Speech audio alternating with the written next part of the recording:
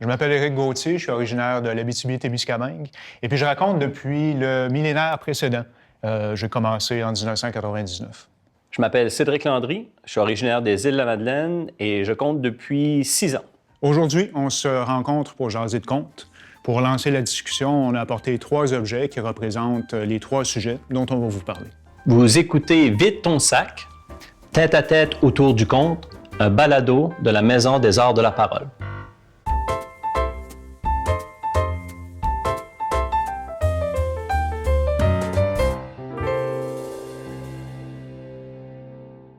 Salut Éric! Salut Cédric. Ça va bien? Oui, ça va bien. Content d'être là, content de te voir. Hey, pareillement, content de t'entendre aussi. Puis écoute, je vais commencer. Je vais plonger dans le vif du sujet. On m'a demandé d'apporter un élément qui, pour moi, représente le conte. Et je l'ai apporté avec moi, je l'ai même mis. En fait, c'est ma paire de bottes. OK? Une paire de bottes parce que, pour moi, c'est ça le conte. Dans le sens que tout ce que ça prend, c'est d'enfiler une paire de bottes puis de se déplacer pour aller à la rencontre des spectateurs, des personnes qui viennent écouter ce qu'on a à raconter, dans le fond. Puis pourquoi la paire de bottes? Parce que moi, c'est significatif aussi. Donc, quand je fais des spectacles, c'est vraiment une façon pour moi. C'est des bottes que je mets juste pour faire des spectacles de conte ou, là, aujourd'hui, je l'ai mis parce qu'on va parler du conte ensemble. Donc, c'est vraiment...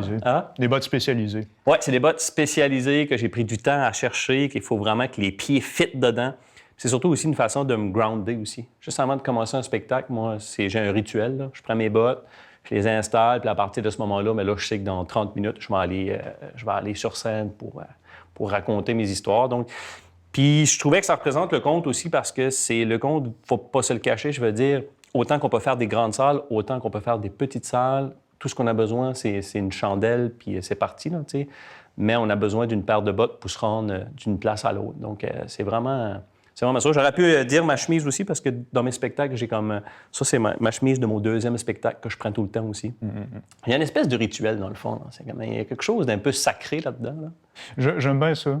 J'aime bien le rituel, généralement. Puis c'est curieux, parce que j'ai jamais tellement fait ça moi-même. Quand j'ai commencé à compter, mon costume de scène, c'est des jeans noirs puis un T-shirt noir. J'avais l'air d'un roadie, j'avais l'air du gars qui prépare la scène pour le band. J'ai varié ma garde-robe un peu plus, mais j'ai jamais tellement essayé d'installer du rituel, alors que possiblement que ça m'aiderait, je vois bien comment est-ce que les bottes peuvent te grounder, il y a aussi le côté, peut-être que j'ai traîné ça du théâtre. Moi, j'ai commencé en faisant du théâtre beaucoup. Puis là, au théâtre, on a un costume. Peut-être que je me suis donné la possibilité de me créer mon propre costume de conteur, si on veut. Fait que les bottes, ça a été un peu ma première. Après ça, les chemises, c'est une autre affaire aussi. Pour moi, c'est vraiment juste... C'est une façon aussi d'un peu de faire en sorte qu'il y a un moment sacré qui va se passer dans pas long. Quand on embarque sur scène ou qu'on prend la parole, faut pas que ça soit comme « Hey, bing bang, en passant à ça, voici l'histoire ». Moi, j'aime créer le fait que le monde se soit déplacé pour venir nous écouter. Il y a comme... Tout ça est un rituel, tout le début du spectacle. Puis là, moi, en mettant mes bottes, c'est vraiment une façon... Puis l'autre affaire aussi, je sais pas si tu as vu le spectacle de Simon Gauthier. Simon Gauthier, qui est décédé, le Vagabond céleste. Oui. Je l'ai vu ici même. Oui, je l'ai vu aux Îles-de-la-Madeleine. Puis l'affiche m'a vraiment bouleversé. C'est une paire de bottes dessinées avec des étoiles. En fait, ce que tu vois, c'est la Voie lactée, puis c'est une paire de bottes. Puis c'est le Vagabond. Là. Oui, c'est ça. Puis c'est le Vagabond céleste. Puis en voyant cette affiche-là, je me suis dit, c'est une des plus belles affiches de contes que j'ai vues dans ma vie parce que, justement, encore là, tu as les bottes. Tu sais, le vagabond, c'est quelqu'un qui va se promener d'une place à l'autre pour raconter ses histoires aussi. Fait que, pour moi, c'est ça. Les bottes, c'est... Puis c'est aussi une façon, comme je disais, de se grounder. C'est quand je mets ça, il y a quelque chose que je me dis, OK, je suis ancré dans la terre, je suis là, je suis présent, parce qu'on sait qu'un conteur, pour bien raconter l'histoire, il faut avoir les 2 pieds à la bonne place, là, tu sais. Faut se mettre dans le bon état d'esprit. C'est ça, exactement. Pour moi, c'est la pause. J'ai pas les bottes ou rien, mais au moins, tu sais, toi, tu as la pause en mettant tes bottes. Moi, j'ai pas grand-chose, mais j'ai la pause au moins de écarter consciemment tout ce qui est venu avant dans la journée, puis être présent dans le moment, puis se donner la transition pour aller vers le public. Oui, absolument. Ça prend ça. Puis la pause aussi, comme tu dis, souvent, là, quand tu rentres puis tu te mets les 2 pieds au centre de la scène puis tu n'as pas à te déplacer beaucoup, déjà, quand tu vois un conteur ou une conteuse qui fait ça, tu sais que, OK, il y a quelque chose qui est placé, qui est posé. Ouais. Puis après ça, le voyage commence. Il y a de quoi de... Le conteur n'a pas besoin de taper du pied sur la scène ou de faire quelques grands prononcements ou quoi que ce soit. Juste au milieu de la scène, tu regardes le monde, ils savent ce qu'il y en est. On peut le faire. Après ça, c'est sûr que c'est le fun. Tu tapes du pied. Puis... Moi, après ça, j'appelle ça les artifices. Après ça, tu en mets. Tu peux mettre de la guitare, tu peux faire ce que tu veux. Mais quand, je sais pas, pour commencer, il y a quelque chose qui... Quand je regarde du monde puis que je les vois rentrer sur scène puis s'ancrer comme il faut, je me dis OK, là, on va partir. Là, quelque chose. C'est tout un moment, le conte. C'est tout un... Je sais pas, c'est un état d'esprit, c'est une occasion. C'est bien des choses en même temps. Moi, l'objet que j'ai amené pour représenter le conte, c'est... je suis dans un câble ces temps-ci. J'ai apporté un câble, un petit fil audio. Parce que c'est une manière de dire qu'avec le conte, je trouve, on aide les gens à connecter. On les aide, puis de différentes manières, on les aide à connecter. Évidemment, ils connectent avec le conteur connecte avec son auditoire. Les auditeurs connectent entre eux aussi. On le sent dans la pièce quand il y a quelque chose qui se passe. On sent que les gens sont dans un même espace, dans une même histoire. Quand tu es dans la salle, tu le sens qu'il y a une espèce de... Quand ça va bien, tu sens qu'il y a une espèce d'unité qui s'installe dans l'auditoire, puis on est tous branchés sur la même affaire. Ouais. L'énergie circule, il y a quelque chose comme... Ouais. J'aime ça, là, une affaire d'électricité, là. Il y a quelque chose qui... Ouais, c'est ça. J'évite généralement de m'embarquer dans des... Je suis pas trop dans des notions trop spirituelles ou ésotériques avec ça, mais je peux pas nier que juste l'énergie de la salle, l'énergie du moment, il y a quelque chose qui se sent. Puis il y a quelque chose qui passe aussi, quand je dis aider les gens à connecter, c'est les aider à connecter aussi avec quelque chose de profond, de plus profond que d'habitude. Parce qu'on vit dans une société où est-ce qu'on est encouragé à mener des vies superficielles, disons. On nous fait dire, on nous dit plus ou moins subtilement qu'on est là pour consommer, qu'on est là pour être des employés aussi, qu'on est là pour pas trop réfléchir. Puis les gens viennent tellement pris dans cette vie-là, puis il y a bien des gens qui se courent tellement dans une journée, dans une semaine, qui n'ont plus le temps de connecter avec rien vraiment. Puis nous autres, on arrive, on vient compter, on installe un moment, comme tu dis. Et puis dans ce moment-là, là, c'est l'occasion pour laisser s'installer quelque chose de plus profond. On leur amène des histoires, des fois avec des histoires qui s'appuient sur des symboles puissants, ça parle à leur subconscient, on leur amène de la sagesse des fois, on leur amène toutes sortes d'affaires. C'est drôle parce qu'en plus, c'est un fil pour connecter, mais en même temps, quand le monde vient, on les aide à se déconnecter. Se déconnecter de la vie quotidienne. Déconnecter du train-train, puis connecter sur quelque chose d'autre. Puis le terme auquel je reviens de plus en plus, tu sais, quand on parle entre conteurs, juste dans les milieux des arts traditionnels, la musique traditionnelle aussi, on va dire que les artistes sont des porteurs de tradition. Ce qui est noble et louable comme rôle. Mais après ça, il y a des cas bizarres comme moi qui arrivent avec des histoires complètement neuves, des histoires qui n'ont rien de traditionnel. Mais là où j'essaie de rejoindre les conteurs en général, c'en est un porteur de sens. Quand on compte puis qu'on le fait avec une honnêteté, une sincérité, on arrive puis on est porteur de sens. On amène quelque chose de significatif aux gens. Ouais. On peut se ressembler là-dessus, je pense, un peu aussi. Là. Tu fais du conte de création, moi je fais du conte de création aussi. Mais c'est pas parce qu'on fait des fois des histoires, je vais créer une bonne partie de mes spectacles, je vais inventer ça, mais souvent c'est puisé aussi dans des histoires que j'ai entendues dans ma jeunesse. Ouais. Des petites histoires que je mets dedans, puis après ça, je m'amuse à les travailler, à les allonger, des fois à les rapetisser. C'est ça qui est le fun aussi en tant que conteur. On a La liberté puis le luxe de jouer avec le temps et l'espace. Hein. On remixe des fois, on prend un morceau ici, un morceau là, puis on combine ça différemment. Même porteur de son, c'est super important pareil, parce que même si c'est de la création, j'essaie tout le temps, en faisant mes spectacles, c'est ça, d'aller trouver un sens qu'on peut au moins réfléchir ensemble. T'sais, je propose des histoires, je propose pas de solutions, mais je propose de regarder un regard sur la société, d'où ce qu'on est rendu. Oui, puis ça aussi, tu dis, je ne propose pas de solution.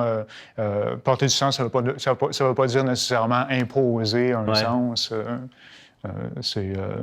Des fois, c'est juste de porter le moment, c'est juste d'amener aux gens le terrain de jeu où est-ce que les autres vont... Je trouve ça super intéressant parce que, tu sais, moi, j'amène les bottes.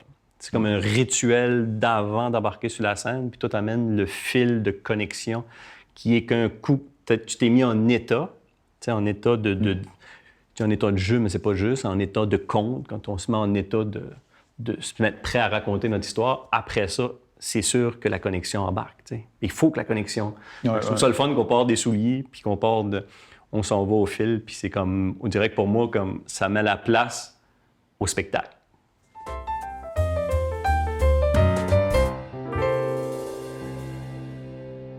Moi, le deuxième objet que j'ai apporté, l'objet qui représente mon univers artistique, si on veut, c'est un petit objet qui ne paye pas de mine.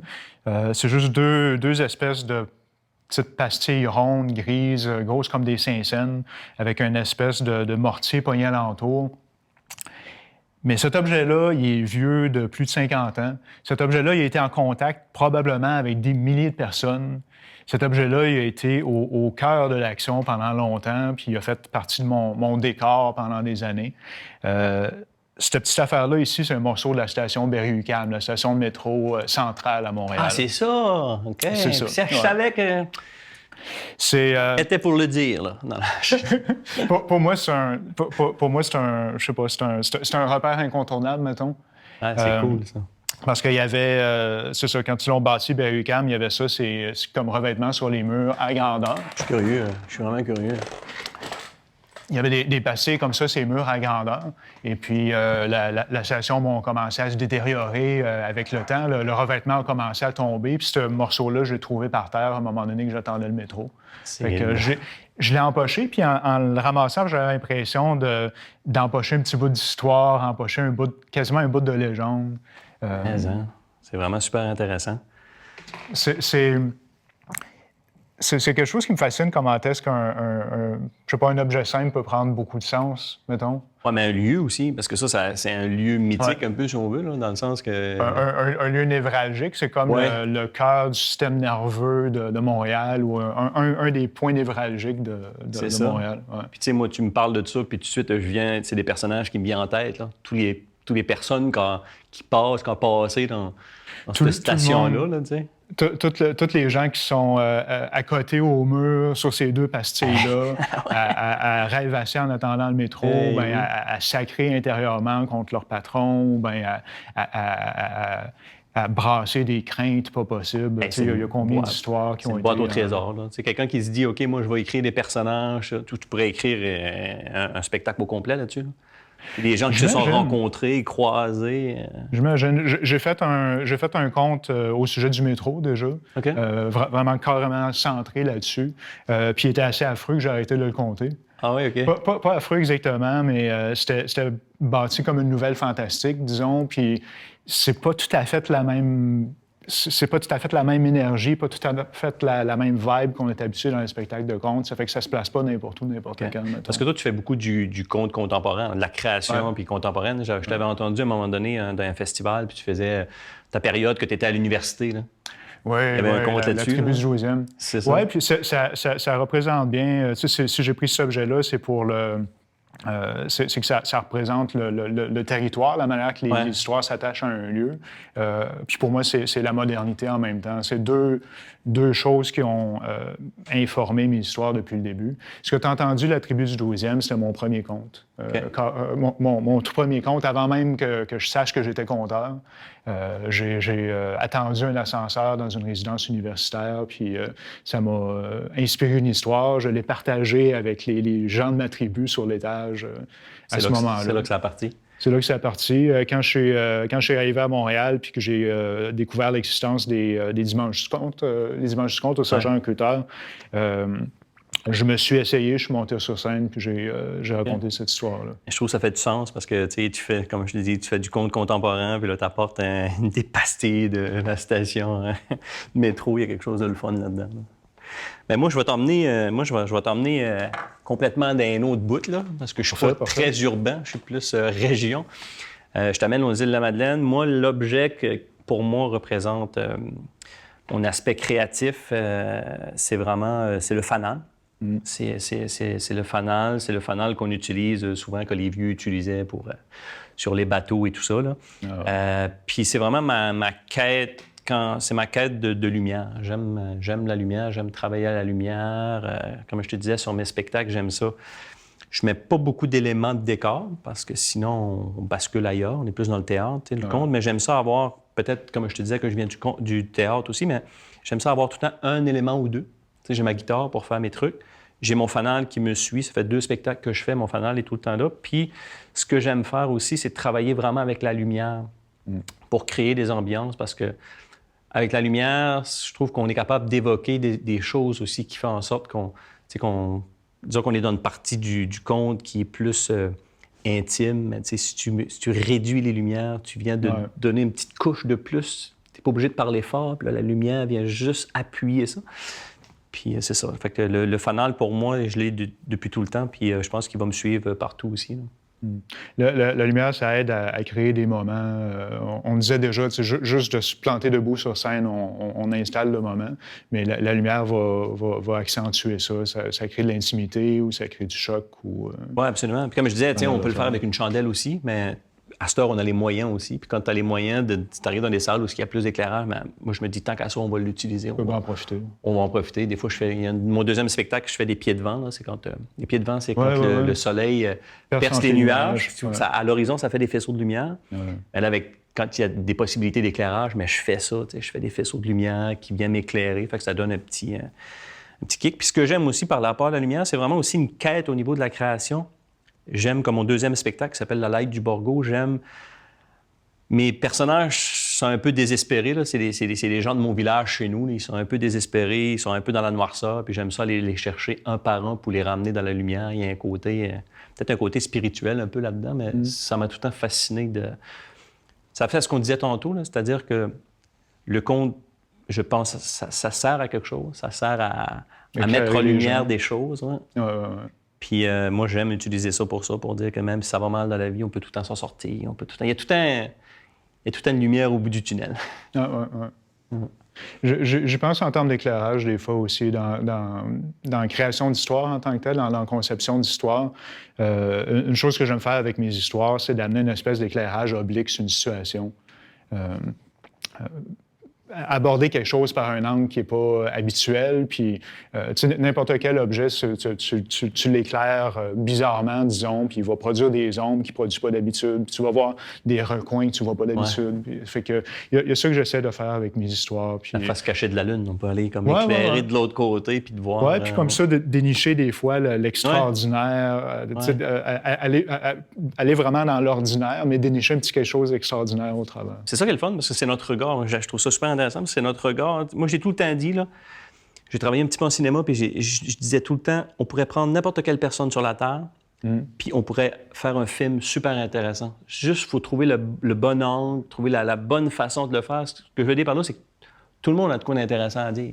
Ou il y a de quoi d'intéressant à raconter sur plein de choses. Il faut juste trouver le bon, et comme tu dis, il faut l'éclairer du bon côté et dire « Ah, vous n'aviez pas vu ça, regardez ici, là. Là, je vais vous raconter l'histoire que vous connaissez pas, vous n'avez pas vue. » Ça me fait penser aussi avec mes personnages. Quand je prends un personnage de mon village natal, aux îles de la Madeleine, je prends un personnage, puis pour, disons, 5-10 minutes, je parle de lui, ben, c'est comme si je mets le spotlight sur le personnage. Je l'éclaire pendant 10 minutes en l'expliquant c'est qui ce personnage-là aux autres. Là.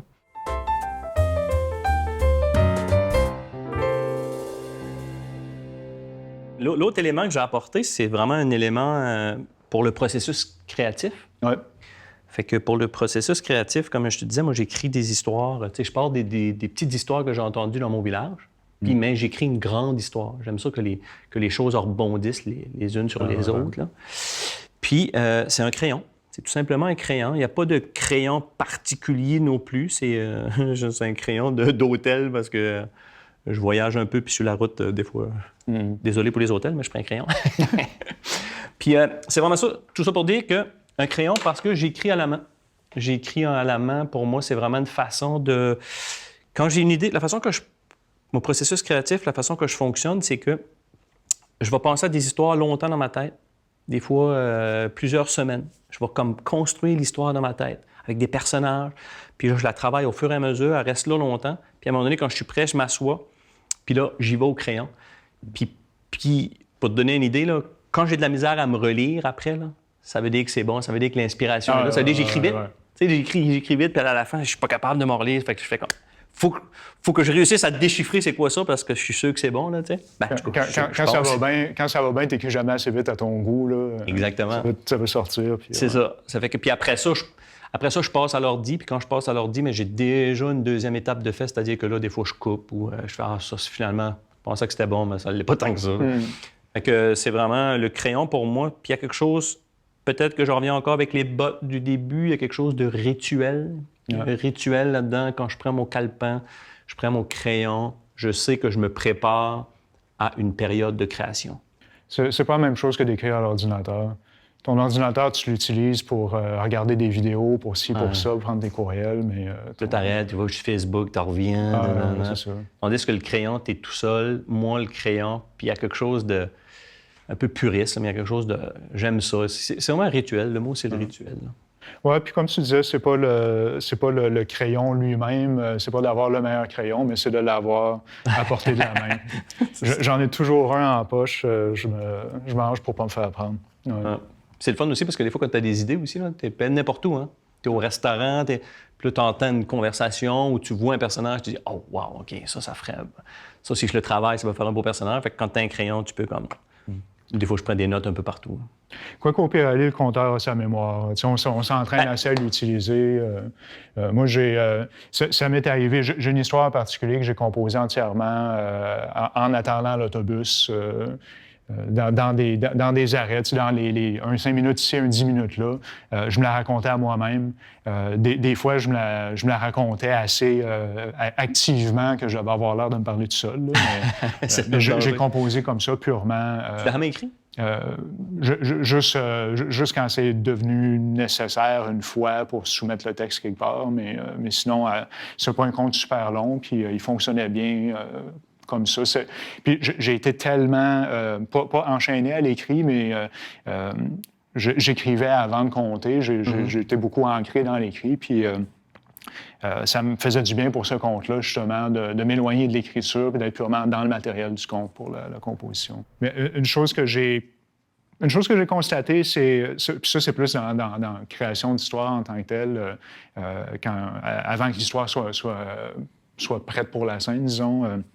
Quand je travaille une histoire puis que je m'essaye à la raconter, j'essaie de la mémoriser, des fois, il y a un détail qui se mémorise mal, un détail qui veut pas rentrer.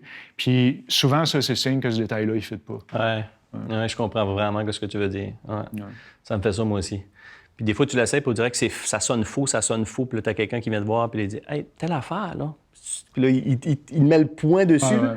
Tu dis, OK, dans le fond, peut-être que j'ai trop voulu le mettre, puis il n'y a pas sa place dans l'histoire. Ça, c'est intéressant ce qu'on reçoit comme commentaire des fois. Des fois, ça nous sauve. Des fois, ça peut arriver qu'on fasse une erreur carrément dans un compte, puis quelqu'un nous fasse remarquer.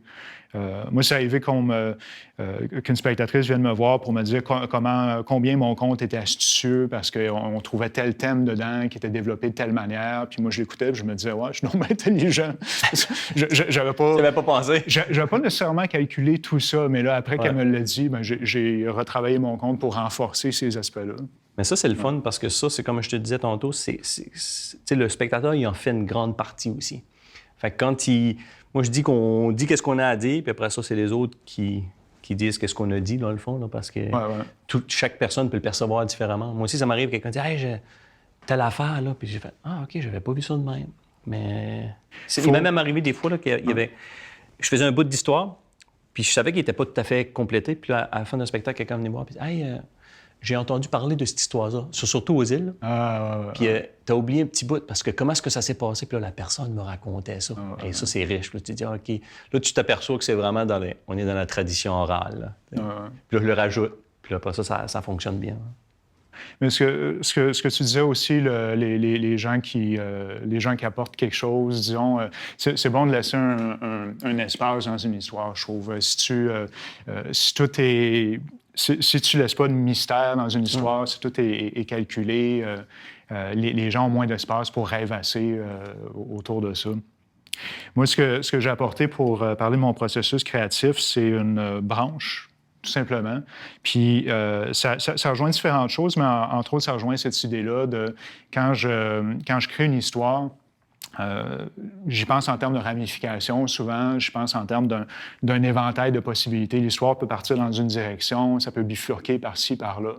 Puis, une chose qui est le fun, c'est que moi, j'aime envisager une foule de directions différentes pour l'histoire, une foule de conséquences pour les actions du personnage. Mais dans l'espace d'un conte de 10 minutes, mettons, je ne peux pas tout explorer. Mais si je place suffisamment de pistes dans l'histoire, les spectateurs peuvent suivre les embranchements. Après le conte, les spectateurs peuvent continuer à y penser, puis suivre les embranchements, puis se raconter leurs histoires de ce qui s'est passé après. Fait que ça, j'aime pouvoir laisser cet espace-là. Ouais. C'est intéressant parce que ta branche, c'est une branche d'arbre, là. Mm-hmm. Ta branche d'arbre, si on continue de la branche, puis qu'on s'en va dans le tronc, puis qu'on descend, mais après ça, il y a les racines. Ça revient un peu à ce qu'on disait au début d'être ancré. Là, il y a quelque chose d'être ancré dans la terre pour raconter l'histoire. Tu vois, je ne pensais pas aux racines en l'apportant, mais moi, il y a quelque chose là.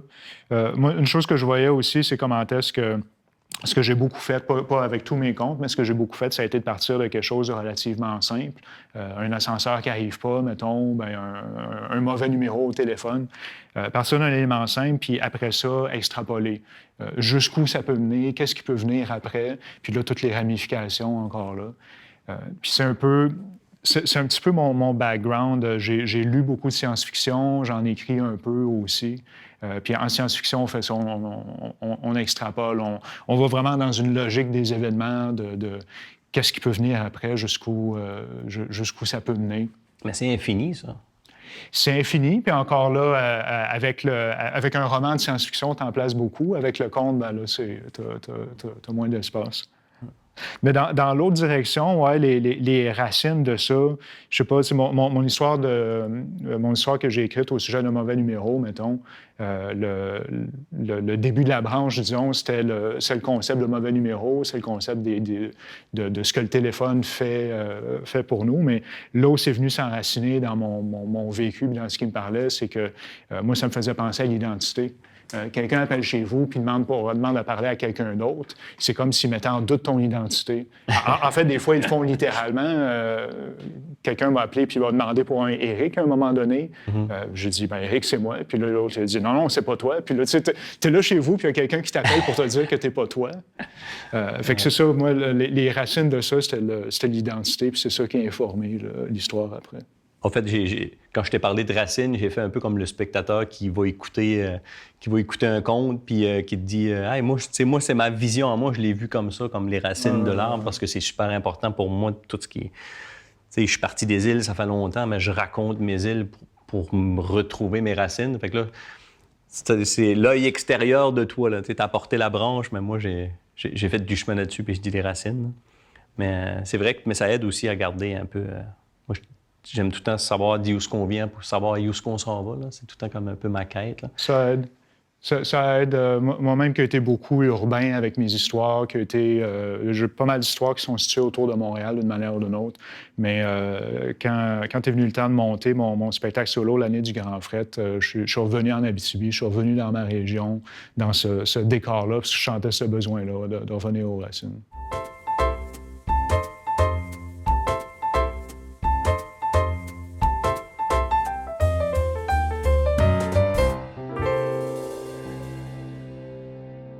Vous écoutez Vide ton sac, tête à tête autour du conte, un balado de la Maison des Arts de la Parole. Dresse ça. Tu veux de l'amour, tu veux de la joie, tu veux de la tristesse?